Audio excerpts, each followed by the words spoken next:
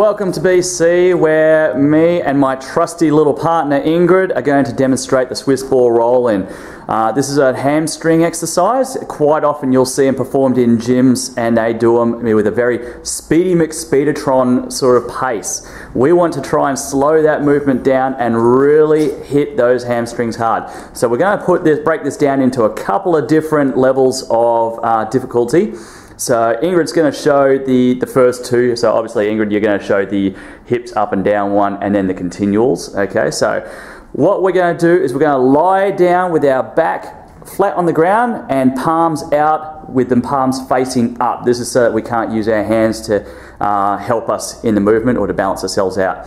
Calves are resting on the ball, and from there, go ahead Ingrid. The phase is lift the hips up, rolling in and squeezing, rolling back out and lowering down. And as you can see, it's nice distinctive movements with a pause at each phase. So it's up, in, out, lower. Very good. Now, once you start to get really good at this, we can start removing the up and down part of the movement and make them continual. This can really burn your legs out. So off we go in. Now guys, always remember, just because we've removed two phases of this exercise doesn't mean that you all of a sudden go helter-skelter and start driving those legs in like you're on a sprint.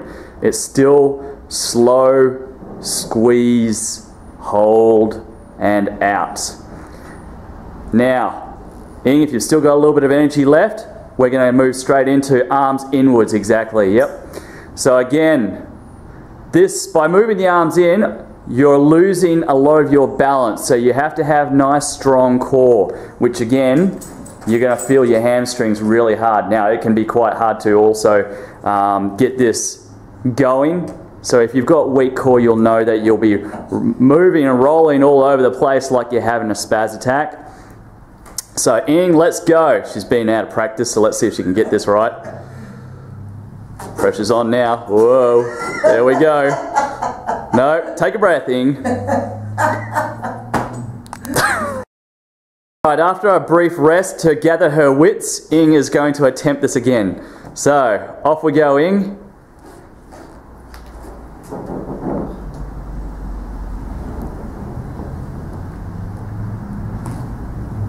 Perfect demonstration there. You can see it, she's locked that core in right and nicely, so she's not wobbling around, shaking about.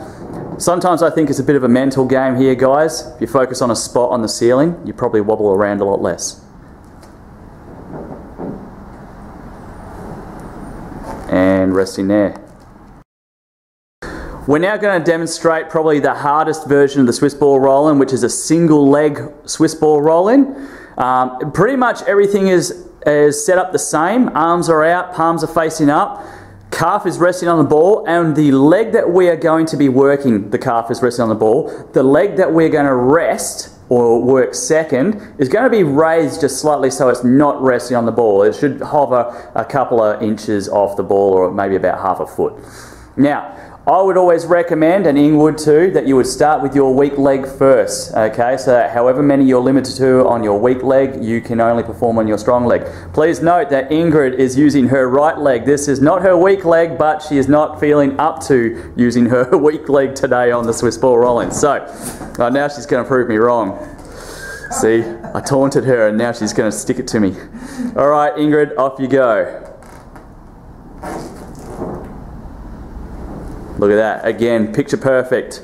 She's got her core locked in, she's rising up, she's holding, she drives all the way in, she holds, she rolls out, she holds, and she lowers down. Couldn't get a better demonstration.